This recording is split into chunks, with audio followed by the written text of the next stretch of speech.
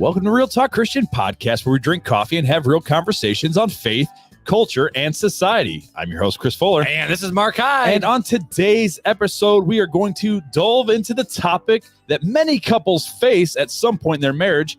What do we do when times get tough? Marriage is a beautiful institute ordained by God, but not immune to challenges and difficulties. However, it's during these tough times that we have opportunity to grow closer to God and to each other. So how do we do that? Let's find out. You ready to go? Let's go. Let's go.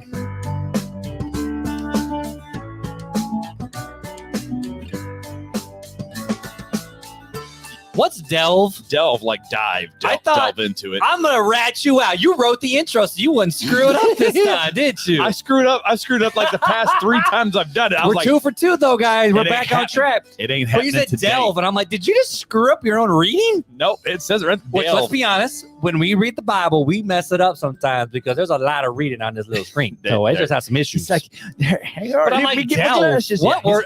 You delve into it.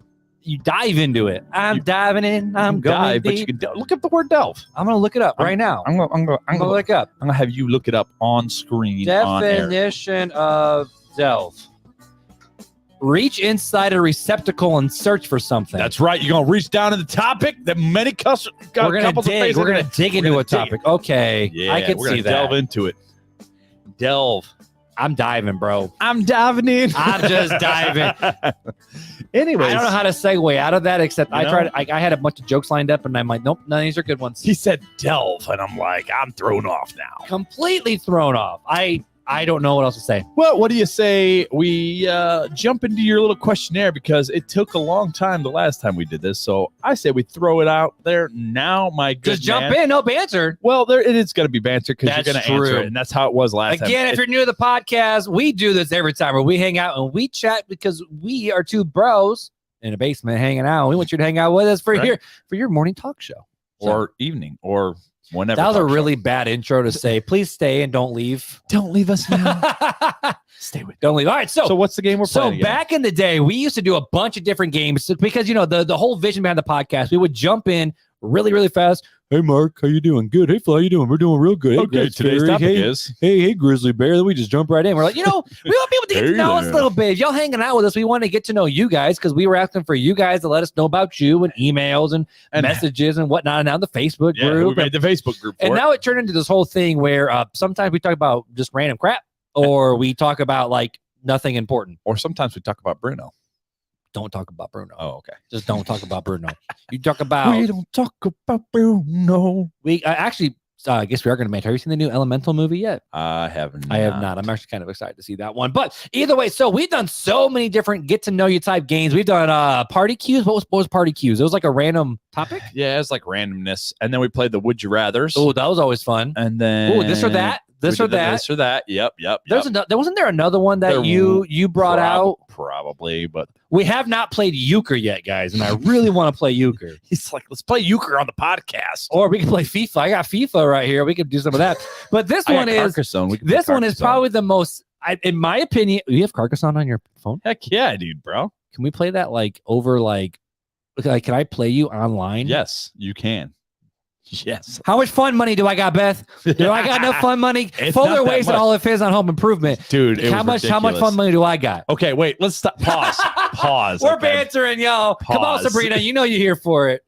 Pause. Come on. So I'm a little sour right now at Disney Plus. Your face just turned purple again on the screen. More than the ordinary reason of it being Disney and being so woke, but for the reason of for so long, I have waited and saved my fun money so I could buy all the seasons of Home Improvement because I love Home Improvement. And I can testify. Bro's been saving. And so Bro's been saving. I've been saving, and so I finally had the money. He's been living like Dave Ramsey, live like nobody else. So one day you can buy what nobody else wants. Apparently, Home Improvement. Yeah, all 8 seasons of Home Improvement. So I did it. I bought them all digital Home Improvement. What was the price tag on that, Fuller? It was not cheap. Not cheap. So I did it. And 3 weeks later, Disney goes, "Hey guys, look, we've just dropped all 8 seasons of Home Improvement. You can watch it for free with Aren't we great?" And I'm like, I kill you. So Fuller straight up Ahmed the Dead Terrorist. So you you pay for all of them and you own them outright. Yeah, and I can't take them back because it's digital. So I'm just Moral of the sad. story is, guys, if you want to buy your favorite TV show, you probably should Google and say, is this coming to Disney Plus or Netflix or Amazon or Hulu or Paramount? There's a lot of streaming services. I'm ashamed. There's a lot of streaming services. Anywho, yeah, Ton of so them. that's my little unpause. Now we can go back to the game. So one of the most terrifying games we've ever played is Do You Know Me? Do you know me? And in order to do this, what there is I have 12 quizzes here, 12 quizzes, 15 questions. 15 questions per quiz. And you're supposed to go back and forth. Like your partner answers all these questions. Not and then partner relationally, just like your co-host. we're talking about marriage. No, we partners, bro. It's a marriage podcast. Well, the idea... We don't roll like that. Talking, you made Disney jokes already. Caffeinated. So yes, it is. I am. Yes, I'm drinking more coffee. I already have almost finished this cup before this episode aired too. But so the idea is the fact of you answer all these questions, and then I have to answer, and then put the answer that I think you put, and see how well do I know my bro Fuller. That's right. And it is terrifying because if I fail this, you don't know how nerve-wracking it is until you're until you're on the other side. Like if you're just having fun with your spouse, like, oh, okay, but this is live on air for everybody. This could be the end of our friendship. It could be an embarrassment, or it could be like, I showed you. This could be a left side, right side Twix situation. Let's be honest. Left side podcast, right side podcast. The last time you did this, you got like an 87. I got like a 65. You flopped. I totally flopped. And the answers I got wrong, I had reason why I was wrong. You're like, yeah, that's fair, but no. Yeah, but me, I was just straight up wrong. All right, so for this one, I'm going to read the question, and then I'm going to answer it, but these are Fuller answered all these. I want to preface that I answered them all honestly. There was no trying to trick you. So there was no funny jokes. These are straight up business. answers. Straight up. All right. So respond to the same question and try to guess Chris's answers. You guys ready? So if you're new to the podcast, sorry, have fun with this one. Yeah, so... But if you OG, you hanging out with us for a long time, Clark, we're ready for this, right? If you don't want to listen to it... Jesse, we ready? Michael, we ready? Go ahead and scroll ahead to minute 20 because it's going to take about that long. Marlene, we ready? Here we go. Go ahead. Questions for Fuller. What would Chris rather sign up for? Archery lessons, pottery lessons, fencing lessons. I'd love to see you in one of them tight little outfits poking a sword at people. I'm Zorro. And dance lessons. Ooh, see you some Peter Pan ties with a little tutu? It'd be like the Rock from Tooth Fairy. You don't have to dance like that, bro. Would you rather sign up for? You're going to sign up for archery lessons over pottery, fencing, dance. You're doing archery. Yup. Got that one right. All right. Next question. What could Chris not live without? I don't see Janelle on this list, guys. Yeah. Where's Janelle? She wasn't an Where's option. Marc? And God wasn't an option either. All right. Music, mobile phone, my pet, or hot water. See, hot water makes coffee, and mobile phone is how you text me. That's how I find my hot coffee. But you are a music man to the soul. And podcasting. And side note, I found the perfect song of all time that has all of Fuller's genres in one song. You did, bro. It was straight up glorious. Irish rock band playing hymns. They do hymns in the folk style with a solid bass line. It's phenomenal. So I'm gonna say music. All right. You cannot live without music. You would be correct. Yes. Okay. 2 for 2. All right. What would Chris do if he won the lottery? Would he go party, buy a new car, add it to existing investments, or buy a house? I don't know. Because it's hard because like you got a good house, you got some decent cars, you don't really party anymore because you'd rather just stay home and watch Home Improvement. So I'm gonna say add it to existing investments because you are a wise human who's trying to save for the future. Yes. Wise. 3 for 3, guys. How are you all doing? Okay, let's speed this up. What would Chris do if he was given 2 hours of free time? Yeah, that doesn't happen when you're a parent. You don't get 2 hours of free time. Would he sleep, do chores, go on social media, or play video games? I'm going to say sleep. Oh, but you like video games too. Sleep. We're going to go with sleep. Yes. Okay, 4 for 5. 4 for 5. What animal would Chris prefer as a pet? A dog, a cat, a snake, and a horse. I have learned in past episodes that you are actually a cat person, contrary to popular belief. So that's what I'm going with. There you go. Rawr. What is Chris's lifelong dream? To be rich and famous? Nope. To have kids? Well, no, I mean, you're on your way to 8. To travel the world or to own his own dream car? I would say his lifelong dream is to probably travel the world. I mean, 2 kids have kids, yes, but I'm going to say travel the world. Hey, bro, were you cheating? Sorry, Piper, Janelle, and Shiloh. You were not his lifelong dream. I wasn't cheating. Were you cheating looking over my shoulder while I was answering? Actually, no, I was bopping to the song we were playing. What would appealed to Chris the most? Money, family, stability, or adventure? Oh, appealed the most. Family, yes. Adventure, yes. I'm going to go with family. That seems like the right answer for this episode. There you go. Janelle, he chose you this time. If Chris could, what would they rather be? Hey, you're a they now. What would they rather be? Stronger? What? Taller? I had another song. Taller, stronger, taller, shorter, or slimmer? If Chris could be anything, you're already tall. You don't want to be short. Don't I? Crap. But I feel like if I say you'd want to be slimmer and you don't say that, am I body shaming you? I'm not really sure. If Bro, Chris could, what would they rather be? I'm gonna dang it. I said slimmer because I'm like, you always said about a fat man at a buffet or something like that. Or no, it's a fat kid in the candy store. There you go, fat kid in the candy store. That's the show I watch. He goes, I'm happier than a fat kid at the buffet. He's from Texas, so he's always really funny Texas saying. All right, what role? I'm only halfway done. What role would Chris prefer to play in a stage play? Ooh, the hero, the hero's companion, the villain, or a tree in the background? The tree.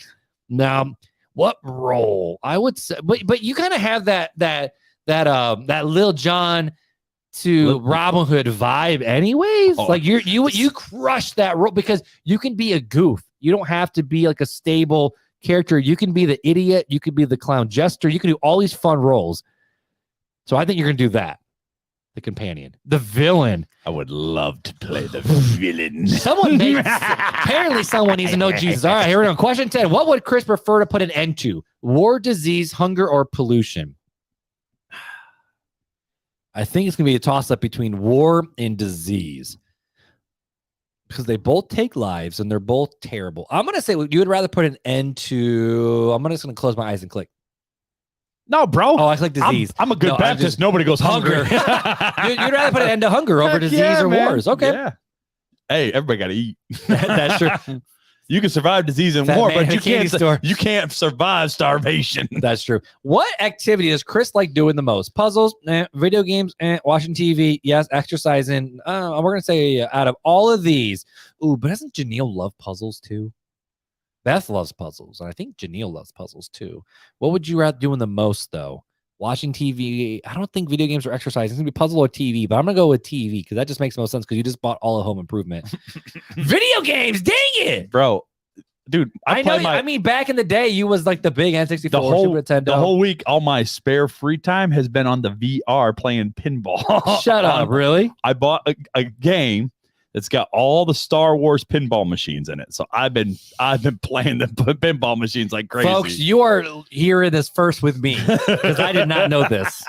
I did not know this. I can't let all my secrets go. And I thought you actually worked when you went work. Well, no, this is VR. It's at home. Oh, the Oculus. Wait, so you're like going ding ding ding ding ding, like with a headset on? I got that on. I'm looking around. Oh yeah, man. Heck yeah, bro. Come on now. Oh my goodness. What is Chris's favorite thing to watch on TV? Sports, news and documentaries, cooking and gardening, or reality TV? Well, I mean, Sister Wives is some reality trash TV, which the new season's coming out. Not cooking and gardening. I'm going to say news and documentaries because you love a good documentary. I'm going to say that. Yeah. We're back on track. The news. We're back on track. The news, not so much, but the documentaries I'm here for. Okay. Question 13 out of 15. Where would Chris prefer to spend his holidays? In the Caribbean, in the Alps, in a city full of museums, on an African safari? Ooh. That's a hard one. All right. We're going to say no to the Caribbean. Contrary to what my gut's telling me, I'm going to say no to museums. Either the safari or the Alps, but you love the mountains, so I'm saying mountains of the Alps. Yeah. Hey, got it. Yeah. The Alps. Okay, question The yodeling 14. veterinarian of the Alps. What? The yodeling veterinarian of the Alps. What's that? VeggieTales, bro. Oh, my bad. My bad, guys. If I'm boring you right now, I apologize. What is Chris's favorite mode of transport? Is it a train, a boat, train, plane, or automobiles? That's a fun movie. Trains, or automobiles? A train, a boat, a car, or a plane? What's your favorite train? I think I think Whimsical Fuller would enjoy a train ride because that'd be fun, like going through like the mountains or whatever through the Alps. But you're a boat man. You don't have your boat anymore, though, do you? No. You sold your boat? I'm going to say boat because you a boat man. Plane, dang it. Dude, I'm an aircraft mechanic. I love planes. That's true, but you also, well, that's true. Okay. I love Back in the day, planes. you were an airplane mechanic. I love planes. I'd go to plane show. I still like to go to plane You go to the shows. air show like an Elkhart? I would like to. I haven't taken the kids yet, but one of these days I'd like to get back out to it and all the fly-ins and everything. I love planes. What kind of question is this one for the last question? I know, right? On a scale of 1 to 4, 1 being the smartest and 4 being an idiot, how smart does Chris think he is? Oh, I read that because wrong. here, I read it the other way around. so and answered 4 it. is the okay. Okay. We'll adjust it. 4 is the smartest. 1's the least That's smart. the way I read it. Yeah, Because here's the thing: if I put 1, because we were bopping the That means- music and I wasn't paying attention. but to the see, picture. this reflects more on me than you. Because if I'd put mine down, my answer, but also they say this is a reflection upon me more than you. Because I if I know. say 1, I think you're an idiot. At least I'm gonna get to see how you actually rank me. All right, here's the deal. He's Here's like, I'm putting 4 just so I don't have to tell the truth. Right. No, don't do that. Is lying ever wrong? Not in this scenario. I think God will Listen, forgive my lie. Listen, This is the same type of lie if you put as 4, Rahab Wait, and hang the on. spies. Here's this is the same here's level. the thing. Same level of lie. It's a double-edged sword because if you put 4 and after that speech, now I know you're just doing it to be kind, and I know you think I'm a 1. Yep. But this lie You're goes just- right in the same vein as Rahab at Jericho. Listen, there's no getting out of I'm it. trying to save my life. You're not This because is for self-preservation. because it's gonna. I don't want to. I don't want to see Jesus right now. I don't want to. I mean, well, oh shoot, I do want to see Jesus, but I don't. You know what I'm saying? My gospel We voice got is you, coming we got out, so I'm gonna go back. All right, so I would not say knowing you. One You're being the not going to say dumbest. the smartest. You're not going to say you're dumbest. You're somewhere in the middle, but you're leaning towards the smart side. So I'm saying 3. 2. Yeah, You on the dumb side? I'm on the dumber side. I Oh think man. personally, that's just my opinion. But why? What But I makes you think appreciate you're on you. the dumber I side? appreciate you, bro. I put it 3. You did. I would have no for myself. I would put it 3. Oh, really? Yeah. Yeah, I'm pretty dang smart. for you. Yeah, I'd put. I'm not a 4. I'd put a 3 or 4 I for ain't you. no Beth Schneider. I would put like a 3.5 for you. Oh, thank you. I think there's some, but I don't think because you're not a 4 no, because you don't because have. I'm a 3. 3 being 2. I knew it was coming. You beat me too. No, but what I was going to say is you have the capability of being a 4. You just are still learning your craft a little bit. You got a few more years to go. What are you talking about? A few more gray hairs, you'll be a 4. I'm not sure what to do with that information. So here we go. You were good, man. Here are the results of this quiz. Wait, hang on. You're a 3 on your way to a 4. That's how way I'm going to phrase it. You're a 3 on your way to a 4, in my opinion. Thank you. Of you. I appreciate that. Ooh, a little worse than last time, I got buddy. a 76. Which, That's a passing grade, though. Is it? It is. Is 76 a C? Yeah, I think 72 is a. Is it 72 is a D or 75 is a D? This doesn't Something sound like really bad, but I don't know. I didn't really that. He's like, I didn't get none of that. go in down to school. that level too much. He's like, if it wasn't an I A, didn't- it was. I I did not do well in government econ because econ, dude, you know what econ class in high school we learned about? Stuff that doesn't even exist anymore. Because our teacher had these books from way back in the day. He's like, oh, we're just going to do the book and have the quizzes. But, and he would teach us, oh, well, we don't do it that way anymore. So I'm like, so I'm being tested on crap that don't even exist? This is stupid. Yeah. So I Anyways, didn't do well hey, on that. Good job. Anyway, You passed. I got a 76 on my quiz before. So let us know if you did better than me in the Facebook group on how well you did. So moving on, you ain't drinking coffee this episode No, because you I don't want to drank have it. a panic attack. Well, I drank it before. That's So true. I've had a cup and a half, and if I drink any more I than that, I'll saved have a panic attack. sip so that way I could say on air, I am drinking the coffee blend from Toccoa, from the local little coffee shop here in Mishawaka. What's it called again? Heritage Meeting House. Heritage Meeting House, right over there by like Big Panda and all that. Or is it more like by? Yeah, kind of, sort of. There's Yeah. a little farther down. It's right where by the Mickey old. D's. It's where. Yeah. Well, no, it's before Mickey D's. No, you're right. It's right near Big Panda-ish. like right off Grape and McKinley. People don't give a rip anymore. But Yeah, anyways. so I'm drinking the coffee. We've been drinking for a little bit, but I got my bubbly. And so according to Janelle, No, this no, is it's Bellevia. Bellevue bold. Bold. So this Bold. isn't just like a fart. This is- Pineapple, 'cause strawberry. normally I joke that it's like, oh, look like, you know, sparkling water with flavors is like the flavor farted in the water. Apparently this is bowls. This is like an extra one. It's like two farts in there. It's like But according to Janelle, this is her favorite. it is her favorite. So I'm drinking Janelle's It is favorite good. in honor of Janelle because we're talking about marriage episodes. it is good, but it's not my favorite. I'm bringing your spouse into this. Pineapple and strawberry. And it's not bad, Janelle. And I don't like pineapple things very often. This is not bad. But he doesn't think it's the best. Mm-mm. And that's how I feel. It's good, but it's not the best. But I also am not a big fan of strawberry bubbly and strawberry LaCroix either. I am, but you know, I am. You love that Waterloo. That Waterloo lemon lime. bubbly. And I typically don't like lemon lime, but that's my jam right now. So that hits. So I'm drinking coffee, guys. I am saying true to the brain. Fuller just doesn't want to have a heart attack. So pretty much. I don't want to die. But we got our bubblies, we got our water, we got a review to read. A 4-star review. Not a 5-star. Hey, which I'm thankful for. That's an honest Thank review. you. Thank you. Do you want me to read this one since you have a lot of reading to do here in a second? Yes, sir. I could probably leave and come back and you'll still be reading the whole show notes. But so this one was left back on March 10th from J Moon 111. J Moon 111. Yo, what's up, J Moon? And he or she, I don't want to get in trouble. So no. Jamoon says, great podcast. Love listening to these guys. Really great way to get my morning started. Well, Jamoon 111. Hit us up at the email, realtalkchristianpodcast@gmail.com, and we will get a mini swag bag in the mail to you. Kind of stat. Maybe not like super stat, but like usually I get them out with, or usually Janelle gets them out within like 2 weeks. That's true. That's pretty good. Usually like a 2 week before we get them shipped, and then it's like 3 to 5 days. Wow, depending on where you're at. You didn't write that. Wow. You didn't write that thought down. You know what's going to happen there, Hoss? You know what's going to happen there, big guy? I'm going to. Did you just call? I've never been called big guy in my life. Don't you dare look at my dad belly. Don't you dare. I am sensitive. Why are you sensitive, bro? Look, you're in good company, my friend. Goodness. Okay, so let's tee this episode up. So why the heck are we talking about marriage? The hard things, not just marriage in general, but why you got to bring up when times are tough in marriage? So, well, what's going on with you and Janelle that you had to bring this conversation Actually, up? Our marriage is going pretty good right now. I mean, she was roasting you upstairs a minute ago, and I was here for it. I was loving it. I love the little banter back and forth that her and I get to do. Honestly, I was a little uncomfortable, but it's okay. No, I'm kidding. It's honestly just it's a big thing that happens in a lot of marriages, right? Marriages have good times and bad times, and easy times and tough times, and nuclear bomb times and non-nuclear bomb times. It just be like that in the Hyde house. And so it's like, well, what do we do in these tough times? And what is marriage supposed to look like, and how can marriages get destroyed, and what are we supposed to do about it? And basically, it's going to be a lot of scripture and then a lot of conversation. Is what I'm assuming. Cool. Unless Mark just like falls asleep over here from a caffeine crash or something. I don't know. I mean, my bed sounds real good right now. I ain't gonna lie. My bed curling up with some SEAL team or some Madam Secretary, just take a little snoozy snooze. Well, we'll get through this so you can get home to some SEAL team. All right. So the first question we got to ask is, what does the Bible say about what constitutes a good marriage? Right. So before we can get into chit chat.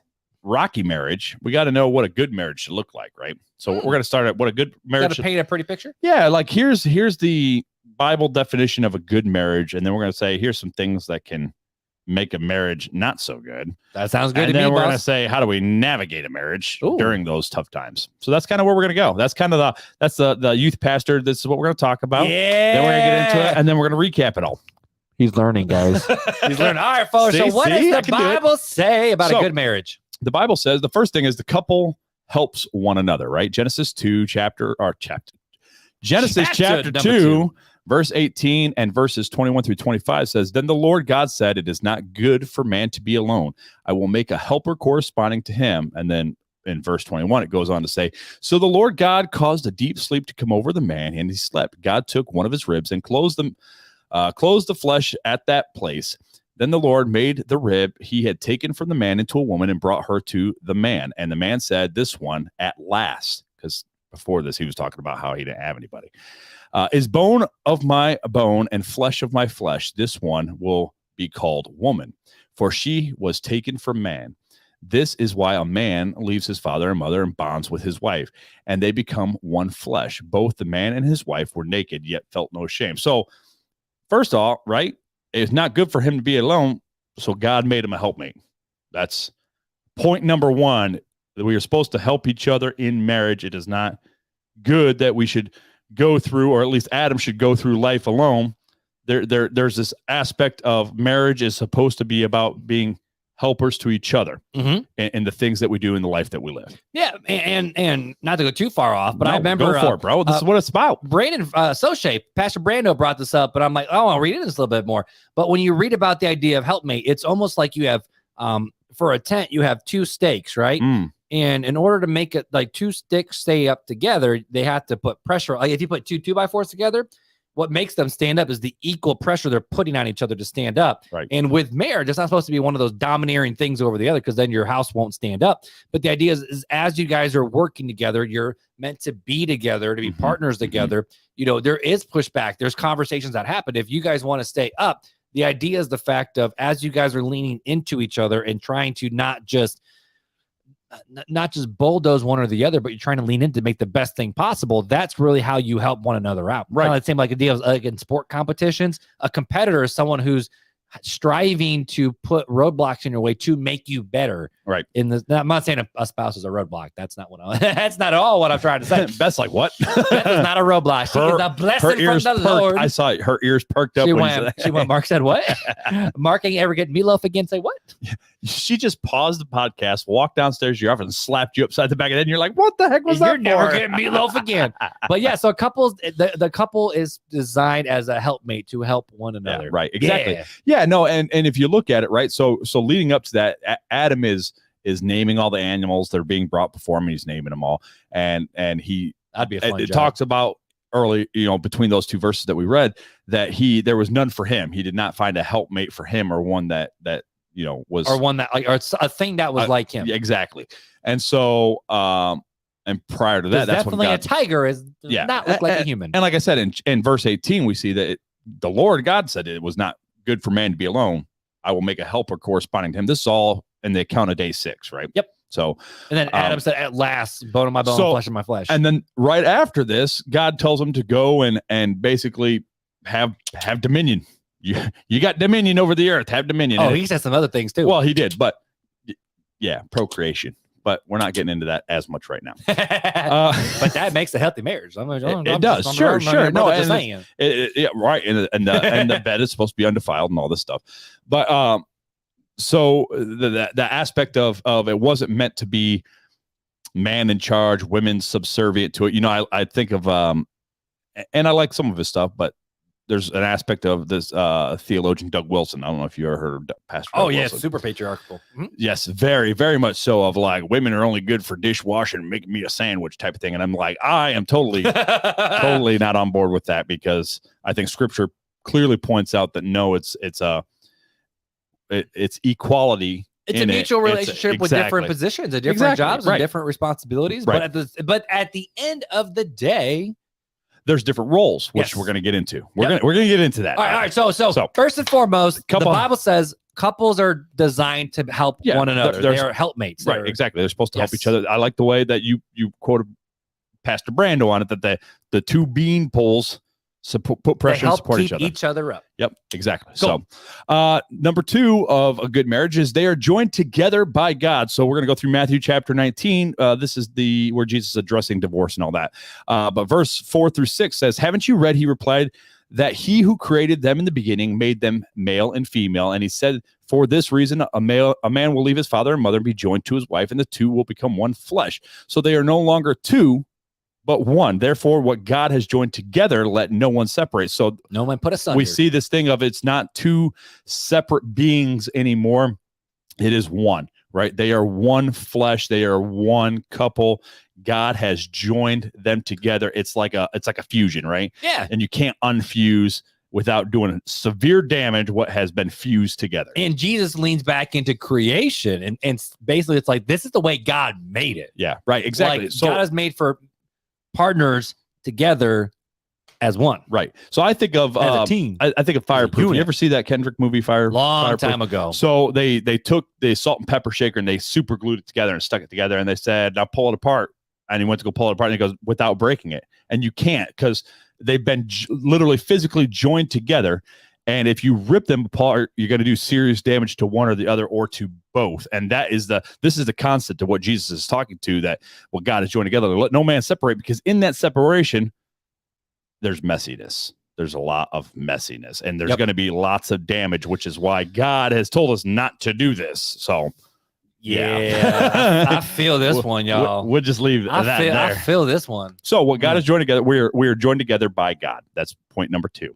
Point number 3, God has defined roles for both husband and wife. Love should always be at the center of the good marriage. Because I added that last little line in there because people think of roles and they're like, oh, here we go, patriarchal. And I want to say, no, love should always be at the center.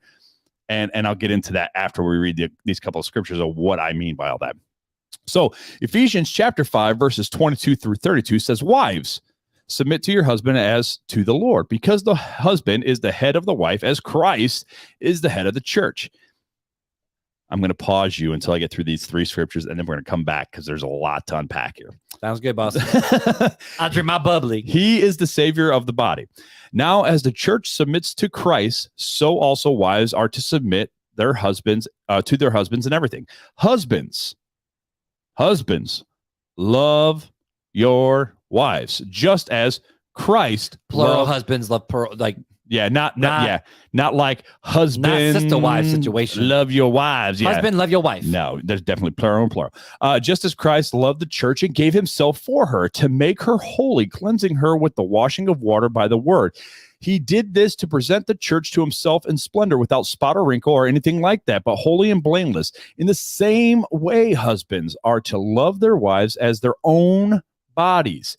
He who loves his wife loves himself.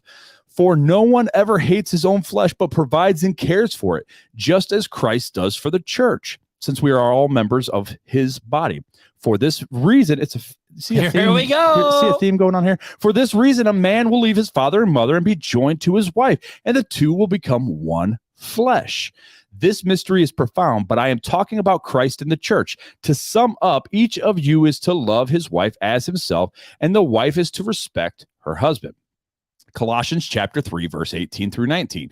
Wives, submit yourself to your husband as is fitting in the Lord. Husbands, love your wives and don't be bitter towards them. 1 Peter chapter 3, verses 1 through 7. In the same way, wives, submit yourself to your own husbands, so that even if some disobey the word, they may be won over with a word without a word by the way their wives live, when they observe your pure, reverent lives.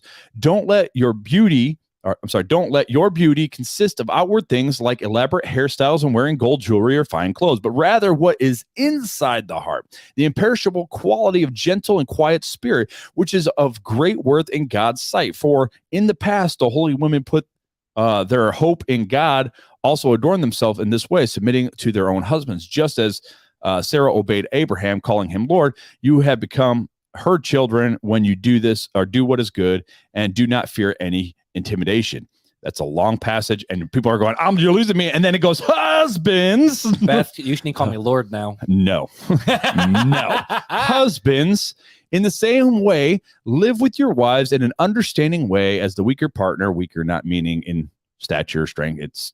We'll get into that. Showing them honor as co-heirs.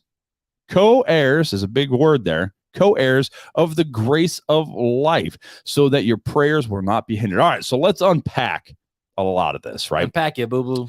So we know from the patriarchal theology, I'll call it, of when they look at roles in that theology, they see man is head, which means he is king. Hot dog. He is God in his home, which he's the patriarch. I've heard this term used. I am a God in my house. I've heard that term used. Really? Oh, 100%. I don't know if I want to stand next to that person. And the woman serves me and does my bidding, and the children serve me and my wife and do our bidding. But really, it's doing what the is this, shiny, thing. happy people? That's what it sounds like, right? The Duggar family. Right. 100%. So that is not what we're talking about here, right? And here's why I say that, right? So it says, wives, submit to your husbands. We'll go back to Ephesians 5. Wives, submit to your husbands as to the Lord, because the husband is the head of the wife, as Christ is the head of the church. But how did Christ come? He humbled himself, found himself in the form of man, and basically died. But what did Christ say at the Last Supper to his disciples when he was washing their feet? In the same way, go out and serve. Like in the same way that even as I talking about, even as I served you, go out and serve. Right, exactly. So what did Christ do? He did the nastiest, dirtiest job in the culture in order to love the people. He served the best. He served the best. He loved the best. He did the crappiest things to those whom he loved. He died for those whom he loved. He suffered punishment for those who he loved that he didn't deserve. And you know what's so kind of funny when you think through that? You know, I mean, this idea has been coming up a lot more lately, so it's not like a new thought. But Jesus even washed Judas's feet. Right. Well, not only that, knowing what was about to go down. Think about it this way. Right. Did Jesus wash Judas's feet? Well, you would have had to. Well, there was a time. I'm trying to think when Judas walked out and then the feet. Like if it was the feet and then the food. I thought it was the feet and the food, but I think so. I might be wrong, but I think you're right. But here's the other great thing, right? Those who were persecuting Christ and hung him on a cross, what was the prayer that he said?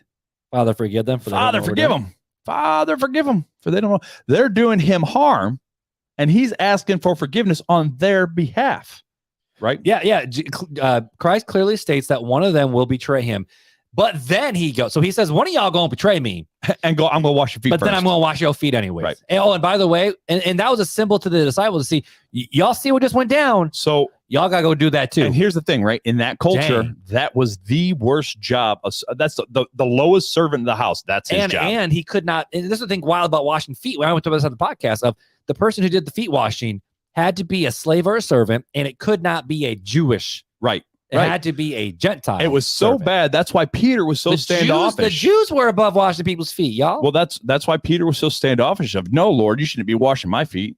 And he's like, no, I'm going to do this for you. And he's like, well, then wash my whole body. Right. Which is a little weird. Like, bro, just go away. Calm down, Peter. That's Peter was on the same caffeine that I am right now. So but this is where I said there's defined roles, but the roles are that the husband is the head of the house, right? Yep. And is supposed to love his wife as Christ loved the church, and the wife is going to submit herself as the church submits themselves to Christ. Right? And it's a mutual submission and a mutual servanthood. It just looks slightly different. Right. I mean, it even talks about the fact of, you know, if husband, if you want to prove, like, if you really love yourself, love your wife more than you love yourself, because you already love yourself. You ain't got to be taught to do that. We all are selfish little people. Right. No one hates their body. No. Well, love her like you love your body. Nobody hates their body. Right. Like you're not going to, like, think about it. Right. Like we are so selfish that we're never going to deny ourselves certain things. I mean, yes, there's times and there's seasons, whatever. I get that, but more the fact that if you truly do want to love yourself, go love your spouse.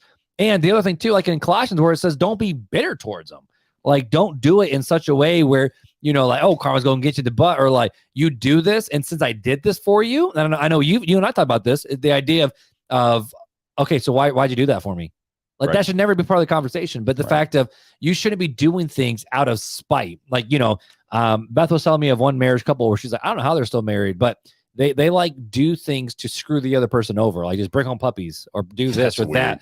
Just, it's weird. It's wild. It's like, that's not what it's supposed to be about. If I want to do what's best for my wife, that is submitting myself and serving her in such a way where I expect nothing out of it, and it may suck in the no offense, Beth. I'm just saying what it is, washing people's feet, and it could suck in the process. But if I'm called to love my wife like Jesus loves the church, that means you got to do the grind, you got to do the work, you got to put in the effort to do it. You got to protect, love, and serve. And then on the flip side, though, with marriage, it's mutual. You know, it's the fact of marriage ain't no 50-50. It's 100%, 100%. Here's what happens, right? If we follow this formula we just talked about, and this is only a snapshot of all the scriptures that are in about marriage and how we should treat each other. And this has nothing to do with just relationships in general. No, yeah. And so you got all that. We talked about that a few episodes ago. But what happens here is when you have this formula, I call it the God formula because it's from God. Okay. The God formula. When you have the God formula in a marriage, it's easy and natural for a wife to submit, and it's easy and natural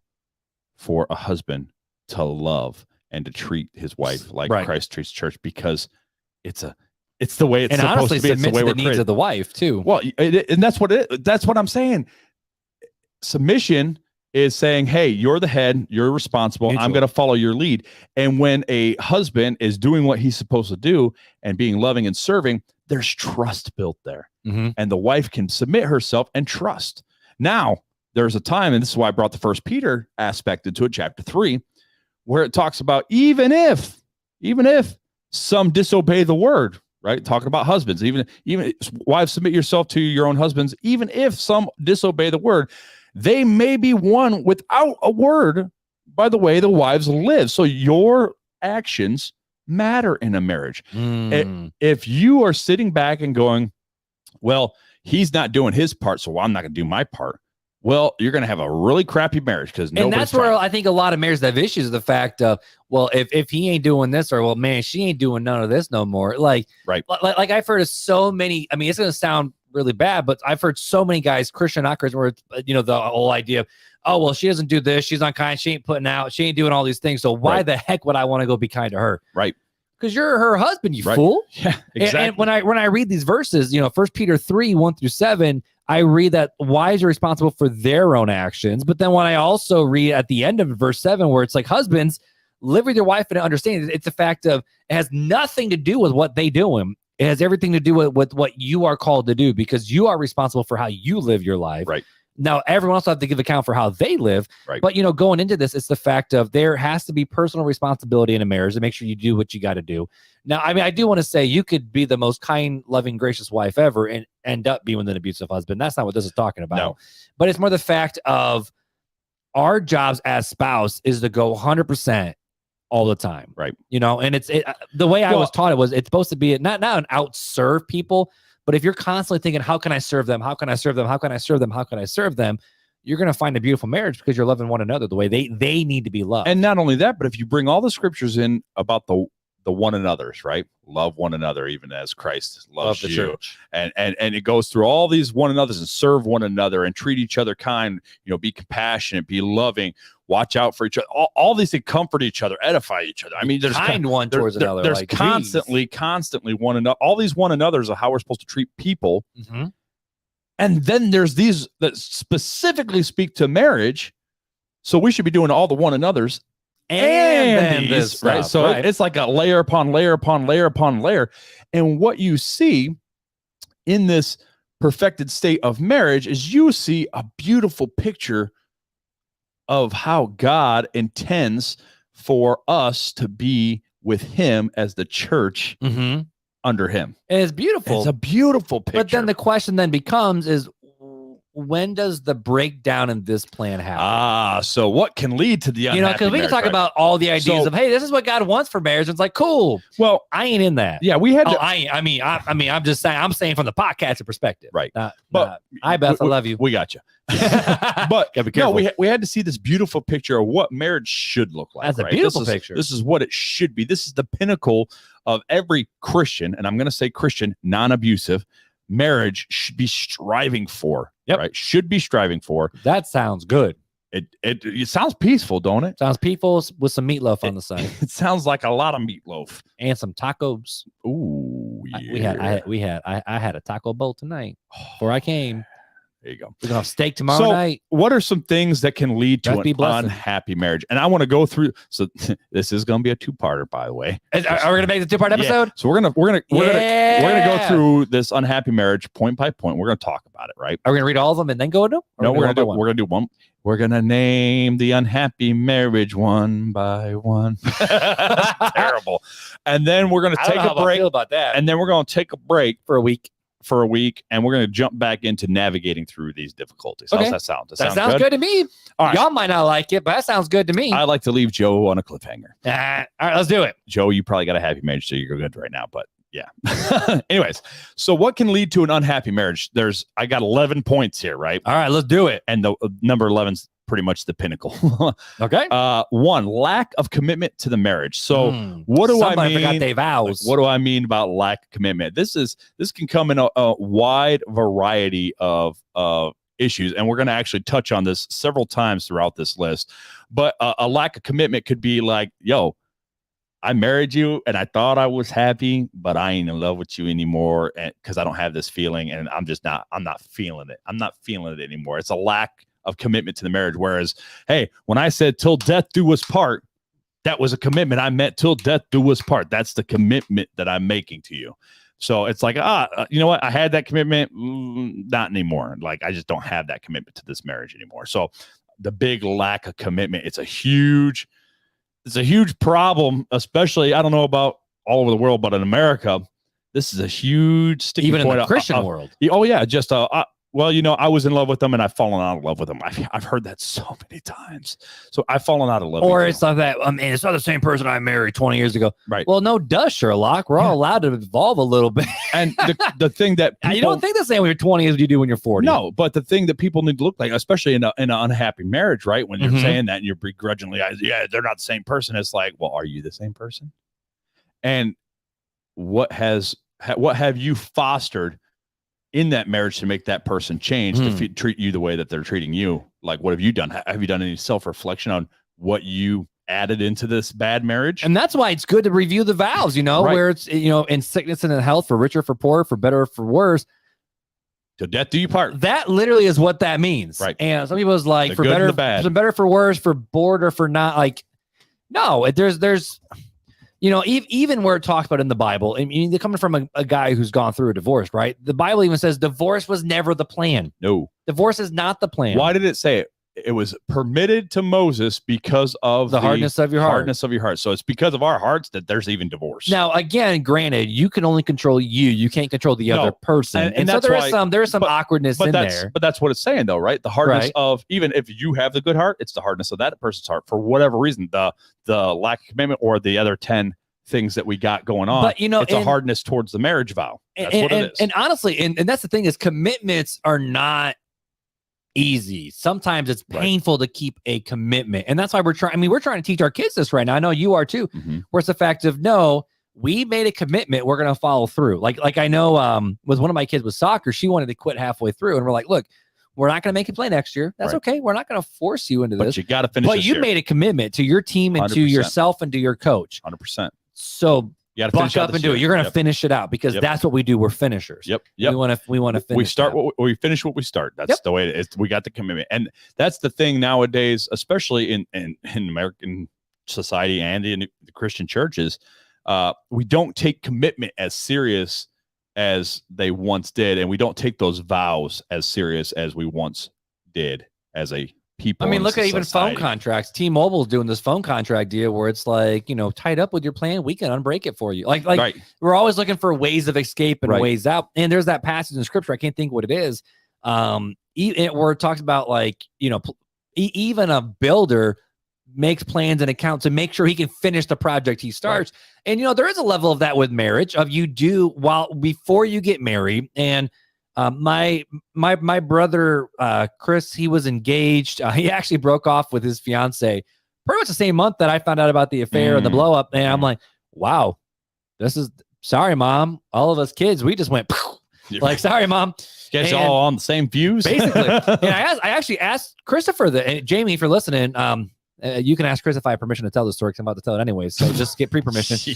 But I asked him, I said, bro, to be honest with you, I said, did you and your, ex-fiance, did you guys break off your engagement because of what happened to me? And he goes, no.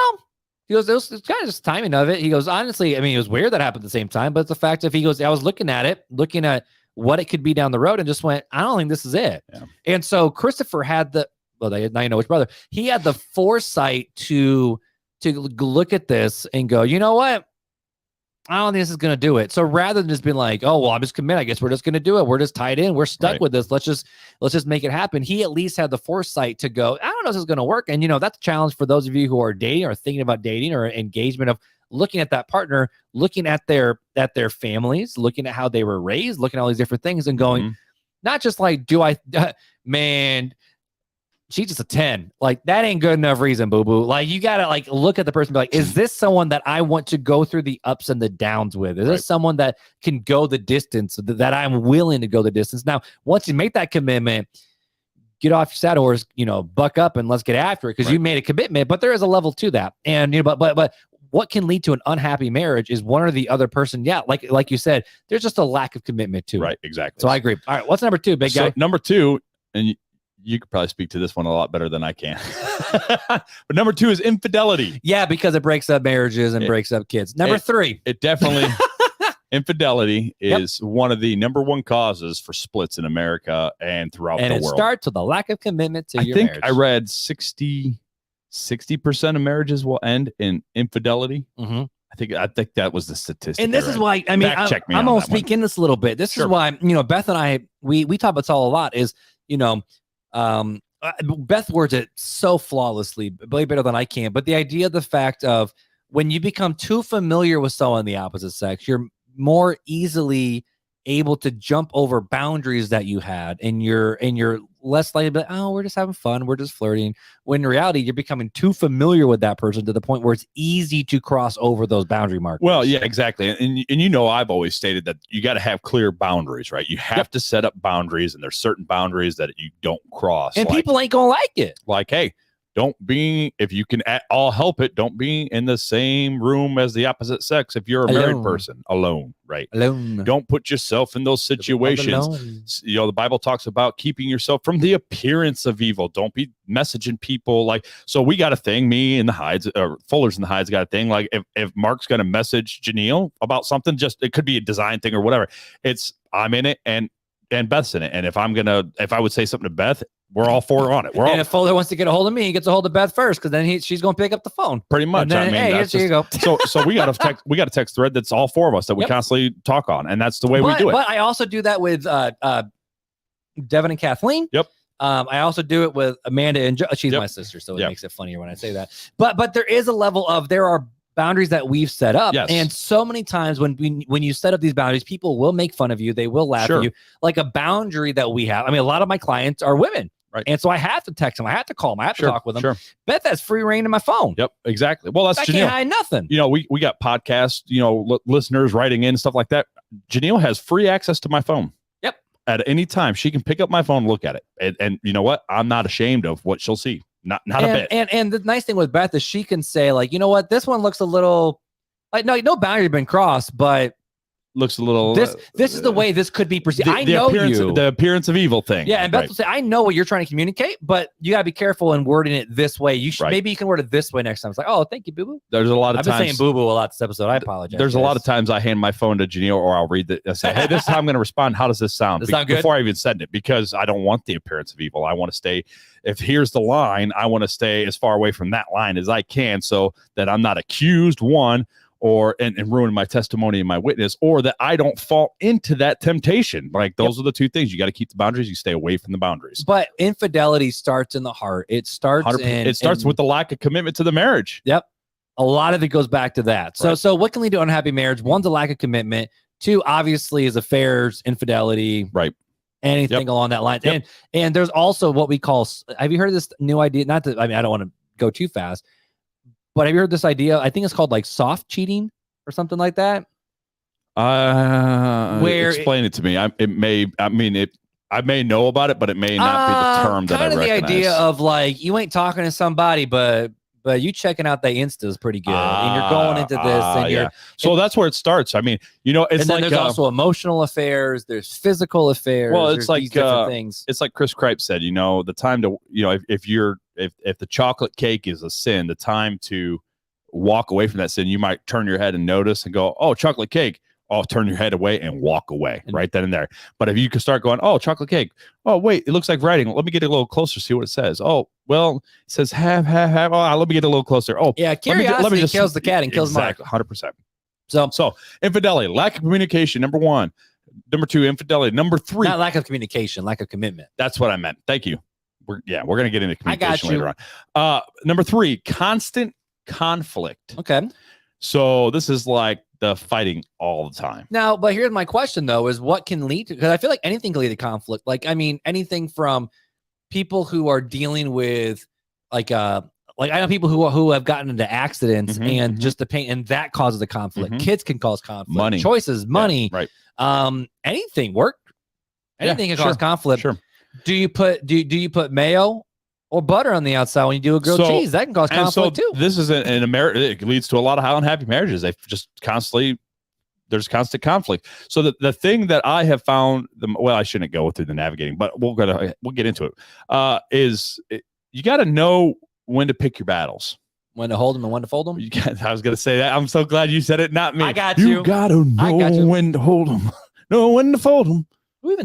Kenny Rogers, okay. Know when to walk away and know when to run. I know the lick, but I don't know who sings it. So you got to know. Look, if toilet paper's on one way, the roll's on one way to the other. I'm just going to show you. Matter. I'm just going to show you the pattern and be like, you're wrong, and then walk away. No, not really. But no, it's knowing what is worth fighting over and what isn't. What's a preference and what's an issue, and learning to distinguish between the two. And I remember. So one piece of advice that I got is, there is the conversation around in the Bible talking about the fact of don't let the sun go down on your anger. But sometimes the conflict could be so bad that it's not a bad idea to just say, all right, we're gonna cool off, or just say, hey, we're gonna revisit this. We need to revisit this. And so this is that Beth is really good at. Is we're having a conversation, but all right, now's not the time. We're gonna revisit this when I'm in a better spot, when you're in a better spot. Is now a good time to talk about it. And so rather than say, I can't believe it, you're just like your mother, and you're going boom, boom, boom, boom, boom. Sometimes we need to take the humble pill and take a step back and be like, and asking like, you good, you okay, rather than fighting. And people on their personalities can react a little bit differently. Well, and I think it falls into the same line and concept of the scripture that talks about, to not withhold yourself sexually from each other, except for in a time of prayer and fasting for a season. And this I would say constitutes along the same line that if you're going to pause a conflict, right? You got to revisit it. You should set a time limit to at least get back together to say, hey, can we talk about this now? Say, all right, hey, we can't talk about this now.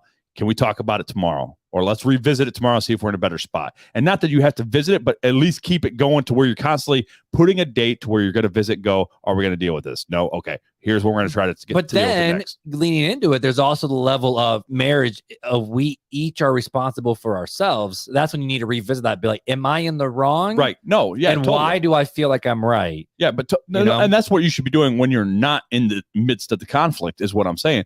But you need to set a time limit to revisit the conflict. Otherwise, you might just sweep it under the rug and never come back and deal with the issue. Which then can lead to bitterness, infidelity, and a lack of commitment. And exactly. Hi, Beth. Yeah, exactly. So, all right. Let's, number 4. We're on number 4. We got to get through 11. We'll get moving quicker. Woo. So number 4, substance abuse. This one just speaks for itself. This pretty much, yeah. I mean, when you're a druggie or an alcoholic, it costs a lot of money. It costs a lot of money. It's not safe. You can do some stupid stuff. There's just there's a lack whole of trust. There's a lot of different. So much stuff. And it breaks down the trust in the marriage very quickly, like you just said. So, all right, number 5, another big one. This is the financial issues. Oh yes. Man.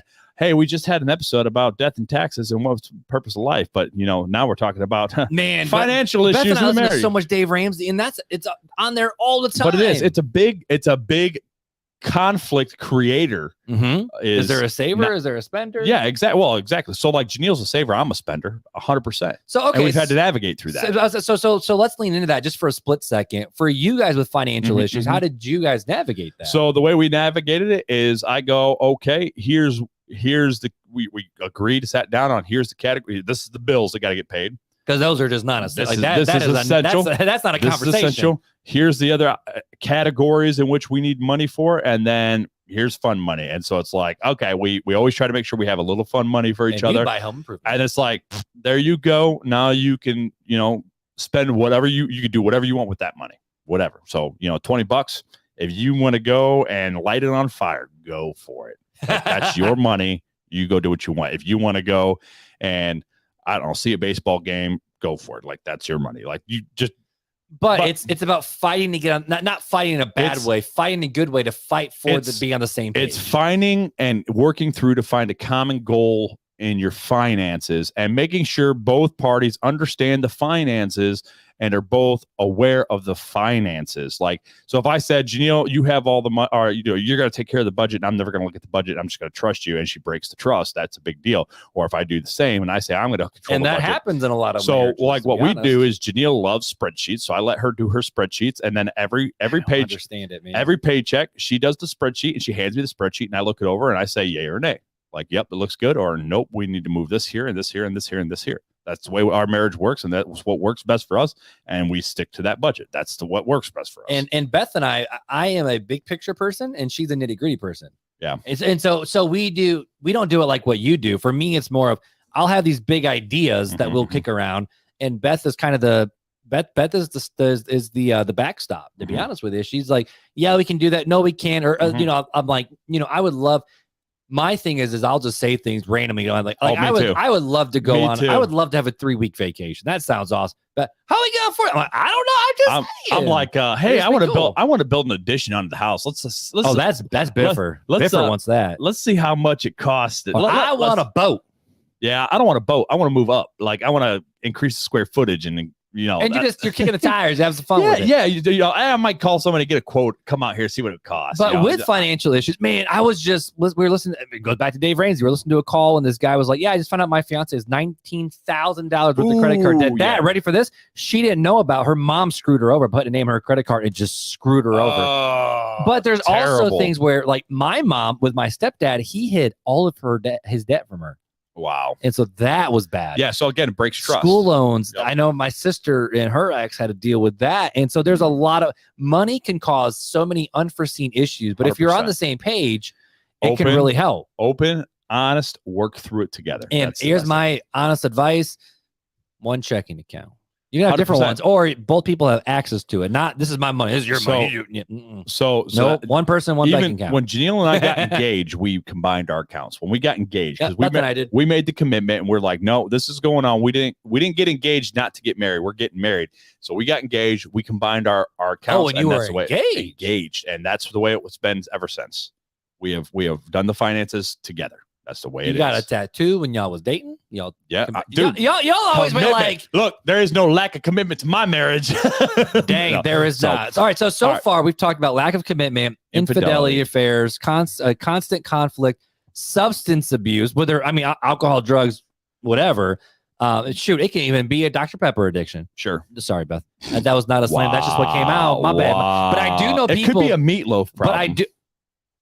I don't see no problem, but honestly, I do know guys who have drank so much Mountain Dew, it actually became a financial burden for them. Right. But which then leads into financial issues. Sure. So what's number 6? Number 6, we're halfway through. Which I think is one of the biggest ones. Unrealistic expectations. Or unrealistic, or not just unrealistic, but unrealistic and unspoken expectations. Ooh, that's I'm leaning on unspoken. I like that, the unspoken part. Because I'm expecting you to do this, but I never verbalize it. How are you supposed to know? Now I'm mad at you for not meeting my expectations. Right. It was realistic, 100%. But you didn't know. And that gets into the communication aspect of it. You got to have good open communication, but the expectations have to be reasonable, right? I can't say, or I can't have Janelle tell me. I'm not even gonna say. I'm gonna have Janelle tell me I want you to look like Chris Hemsworth, which she wouldn't because she doesn't like Chris Hemsworth. But, your boy think that'd be pretty tight. But she, I want these big rippling muscles, which she doesn't. But I want all this, and these are the you want me to love you. This is what I need to do, or you need to do for me, and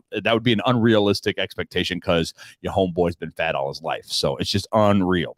Or like Mark, if Beth said to you, Mark, unless we own 6 Teslas, there's no commitment or love for you. You ain't. Candy shop is closed. Which side note, have you seen a lot of the TikTok like woke girls? They want a dude with he's got to have 6 figures and all this. Gold digger. Yeah, basically. Yeah. But that is a real thing. Right. It'd be the same on Beth to me saying, okay, I want you to have your business, run a full-time job, take care of all the kids, do all the things, and I'm just going to go hang out with people. You got to take care of all the kids, everything. It's I can't do that. It could also lead to unrealistic expectations, even emotionally, right? Of hey, I've read all these, I got this expectations from reading all these fantasy novels, and we call them smuts. Yeah, called smut. I expect you to come riding on a horse and sweep me off my feet and say how much you love me and write poetry for me. That's just for me, your boy here. That's unrealistic expectation. Not that I don't try to be romantic, but I am not naturally. I'm not naturally either. good. But if we're supposed to love our wives, we got to 100%. Got to meet them where they're at. And I will do my best. But to say that you want me to be this. You want me to be, Robert Hemingway is not going to happen. I'm just not that linguistic about it. And what might be a fair thing to do is if you're newlyweds, I'm thinking of some people in our group who are newlyweds, who are just getting in the game or who are dating, engaged, or honestly, long time married too. I don't think it's a bad idea to say, okay, all cards on the table. We throw in no shade. We ain't hating. What are expectations that because there's also expectations based on home life. I could look 100%. At Beth and say, well, my mom did all this, so I'm and that's not me saying I expect you to do it. It's that's just what I know.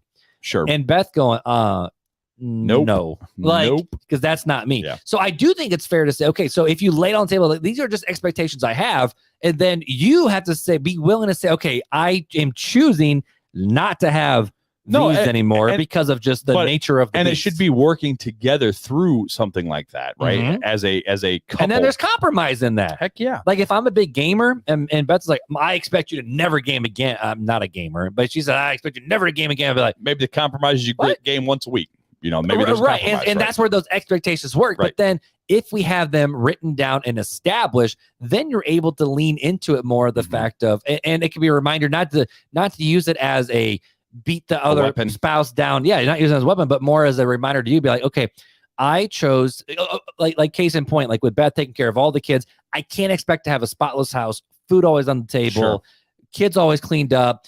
Beth, dolled up, ready to go hit the town. Like that's an unrealistic expectation. Like, that ain't gonna happen. Right. But I can't use that as a weapon where it's like, well, if you would just love me, you would do all these things. Right. No, exactly. Shut up. Like, no. By saying that, that's an unrealistic expectation. But I do think it's okay to, in my opinion, this is thus saith Marc. It's okay to like write them down and talk about these. Like these are just expectations I have. Well, and not saying that I expect you to do it, but this is just based on my experience. This is what I expect the wife to be like.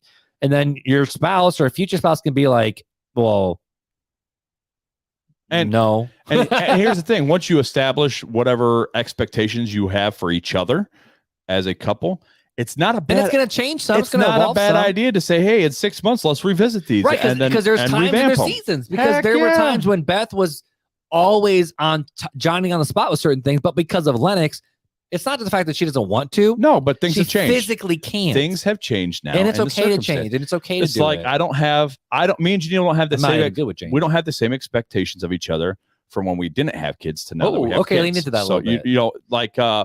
all right, when we didn't have kids, we had a spotless house. We went out on the town. We went out and did things all the time. We had hit up that Niles. Yeah. Now it's like, hey, if we can get a date night like once a month, we're pretty happy about that. I mean, we haven't even been able to establish that yet, but we're like, we'd be super happy about that.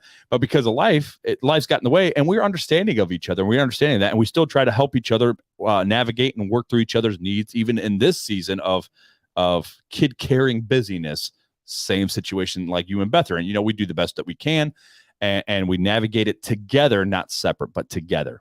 So, all right, that's cool. Next, number 7. And I should say, you should have these conversations before you're married, because this could also show 100% if your spouse is humble enough. This should be premarital counseling 101 right here. Yep. Anyways, all right, let's keep going. Number 7, stress and anxiety. This is a big one. So stress and anxiety can lead to unhappy marriages, especially, again, unrealistic expectations. And I'll use us as an example.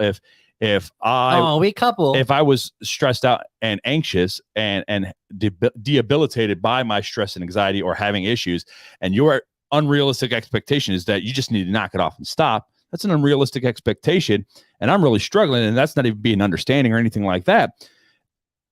Likewise, I can't just waller in my stress and anxiety so much so that I've totally neglected my spouse in that. There's a time and a season for it, but I can't just stay there. But not even just time and a season, but it's more the fact of, yes, we can't always control our anxiety and our stress, but we should be seeking help in dealing with that, right? Yeah. We can't just say, well, this is just the way I am and take it or leave it. Like, that's not the right attitude to have. And I think that's what it is. And I remember there are some people in the Facebook chat talking about that, where it's like, they're now home with their kids and they're dealing with anxiety of going out and what could happen, or their spouse going and what happens if they don't come back. And coming from a person who had a very anxious, not Beth, that puts a big strain on a marriage, because it's like, it's suffocating. You can't breathe. And there's a different, and for those who are dealing with anxiety and feeling like you have that elephant on your chest, I'm not saying have more faith. I'm not saying pray it away, but there are. No, that's part of it. But you do need to have I'm trying to make sure I word this correctly. You do need to take the appropriate steps to go find help, and that's why I'm like, it's okay to use a therapist. That's totally cool. It's okay to be on medication if you suffer from a disorder where that's like naturally your chemical makeup of your brain. Or it's causing you to not be the best spouse or parent or friend that you need to be. I want to preference that. I think it should be under the medical care of a licensed doctor, versus just medication. grabbing that street. Right, exactly. So I there's some care because otherwise you might fall into the substance abuse number 4 issue again. Right. And we go back to that. With stress and anxiety, you also do need to look at it where it's like, okay, so what's causing the stress and anxiety? Yeah. And sometimes it's bad decisions. Sometimes it's financial trouble. And again, sometimes it's a control freak tendency. Sure. But sometimes, especially like postpartum, you go buck wild crazy sometimes. Well, I don't want to say that in a rude way, but as a husband. That's because of hormones and issues things like that. So that's something that, okay, can they help? Or should we be understanding? Should we, as a husband, help our wives through those times? Or there's trauma, there's PTSD from certain things. And like that's where seek help, right? Seek Mm-hmm. help on how to navigate your way through that. There's support groups for different types of things out there like that. There's counseling, there's, psychiatrists, there's all that stuff is fine. Now, I would suggest not going to just any as a Christian, going into any Joe Schmo who's going to be like all like, leave your spouse. Yeah. Oh, well, they're this and that. I would try my best to find the best Christian counselor I could. And there are certified Christian counselors out there that you can get. It doesn't just have to be old Pastor Smith from whatever down the road. And I do want to say too, so we'll move on from this one. We are working with someone who's an expert in this field with dealing with stress and anxiety. If you want to check her out now, it's Kara Snyder with an I, Snider. So Kara, Caris. And eventually we're going to get on here. Yeah, we were just emailing back and forth and we're just trying to nail a date down to talk about this. So, but stress and anxiety, whether it's good stress, because there is good stress, like kids are stressful. Mm-hmm. Like there is good stress. There is a natural anxiety in life, but I don't even say out of control. But again, I want to be careful for someone who's dealing with this right now that we're not just flippantly talking about. But what I'm saying, unrestrained stress and anxiety that's just open flow can cause a lot of stress in the marriage. What I mean is uncontrolled by either voluntary or involuntary. Yep. It's not in the control of whatever. Whether you're open the floodgate or you're just trying to, pick up all the little runaway. Yeah. I mean, there's so many times where you don't have a choice in it and it just comes on you like a fly.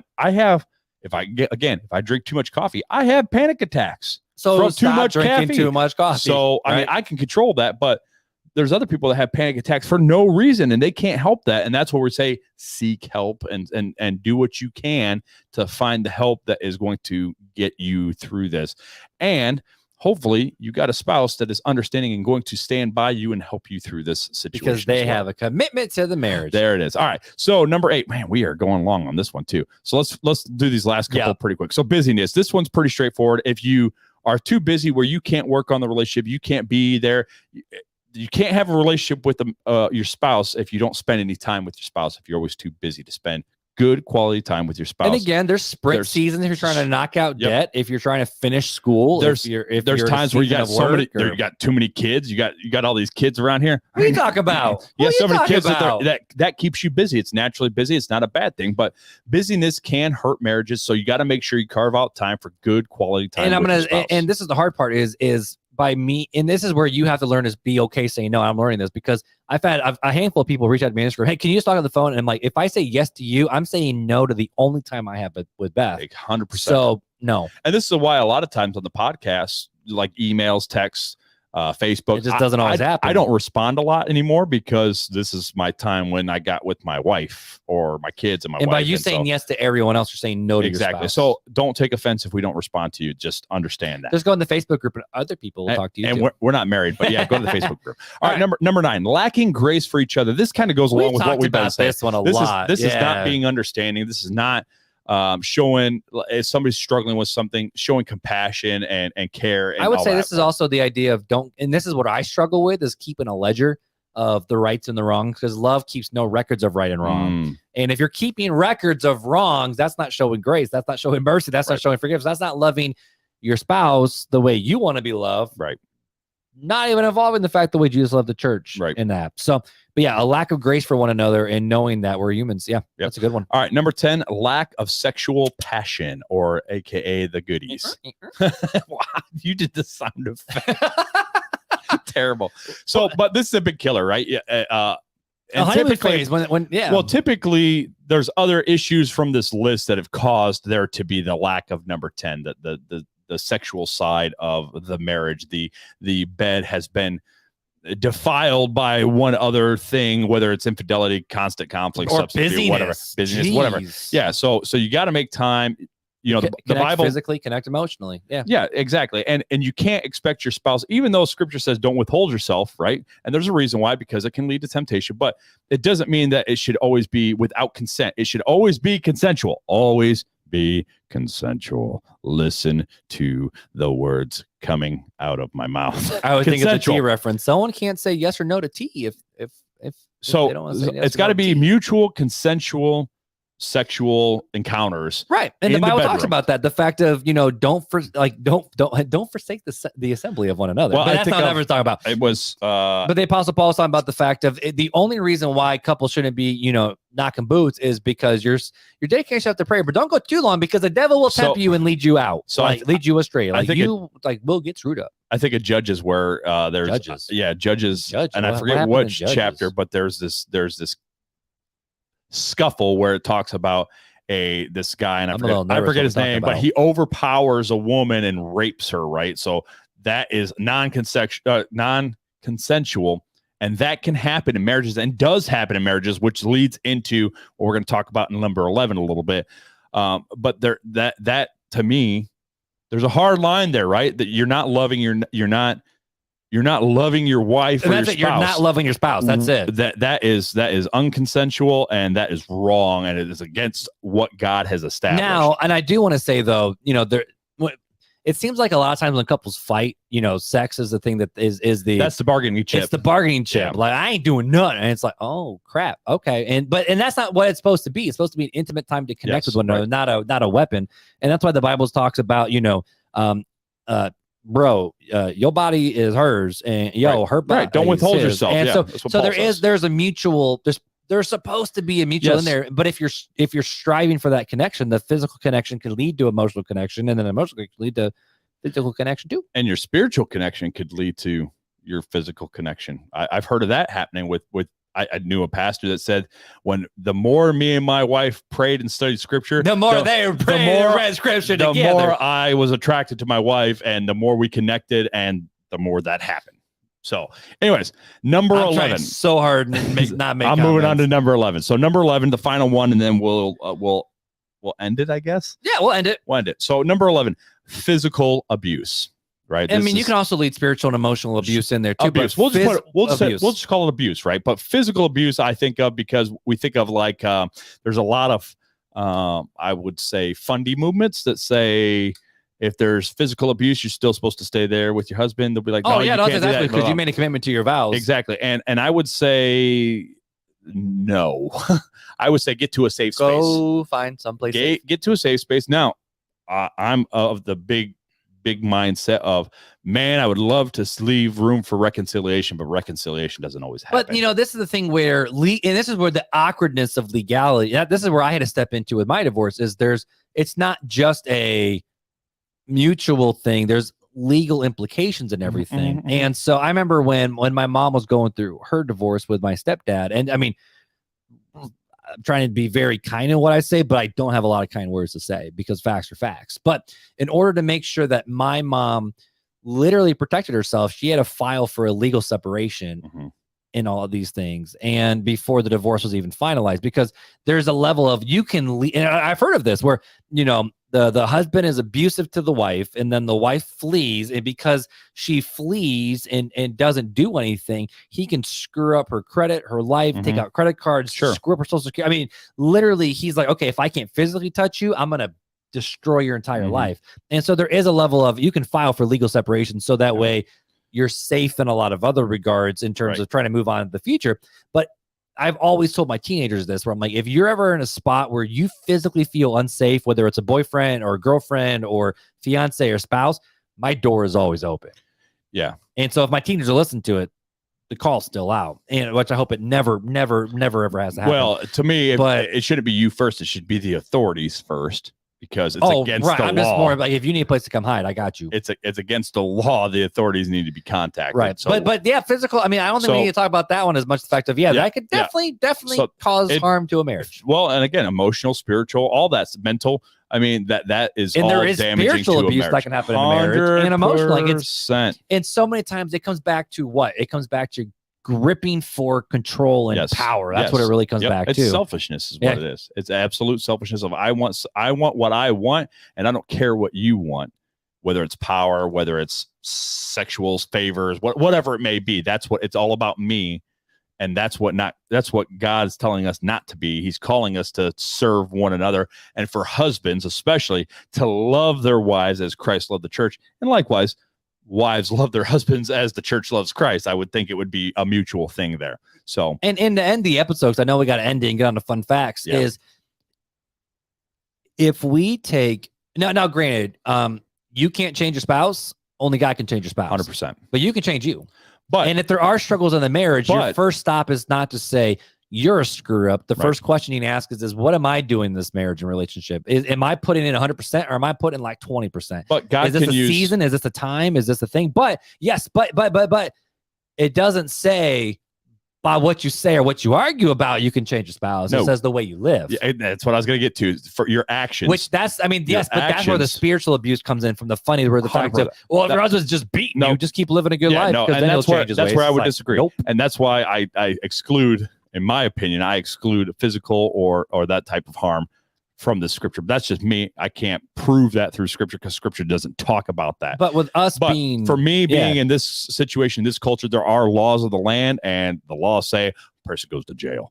And so, but to me, it's not true. You can't change the person, but God can change the person. But you can live the way you're supposed to live in your actions. God can use your actions in certain situations, not in all situations, but use the actions of you treating your spouse, husband and wife. I'm going to use both there. Because nowadays a wife could be bad in the marriage. I think of Johnny Depp. I think of the movie Fireproof, and what did he do? He tried to win back his wife by doing good actions after he had screwed everything up. And that's true. That can happen. So your actions with God's help can help influence those who are unbelievers or disobeyed the word. And so don't give up hope. Don't give up hope. All right. That's all I got to say. That's it. As I wind down the conversation, I think the biggest thing is you'd be shocked about how a soft answer turns away wrath. Mm-hmm. And if we are willing, and I mean, I'm talking from the husband spot. If I'm willing as a husband to submit to my wife and go, what do I need to do to love you today? And do that, you'd be shocked at how blessed your marriage would be. And from the wife's side, you'd be like, what can I do to love my husband today? You'd be shocked about how much your marriage can change. And at the end of the day, marriage is hard, man. And 100%. Marriage is hard. Parenting is hard. But just because it's hard doesn't make it bad. The hard things are worth fighting for. That's what Beth says all the time. Beth will say, if I'm worth fighting for, I'm worth having a tough conversation. If this is worth fighting for, it's worth having hard moments. Like even for the kids, if the kids are worth it, it's worth it having those tough moments. So don't be scared to have them. Lean into it, have those conversations, but also make sure you're in a mental spot and he or she's in a mental spot to have those conversations. But if we're seeking after the goal of what is it supposed to look like for not just a perfect marriage, but a good godly marriage, and we said, I'm going to take care of my part, I'm going to do the best I can, you'd be shocked by how much your marriage would change. Yep, exactly. Time for Fun Facts with Filler.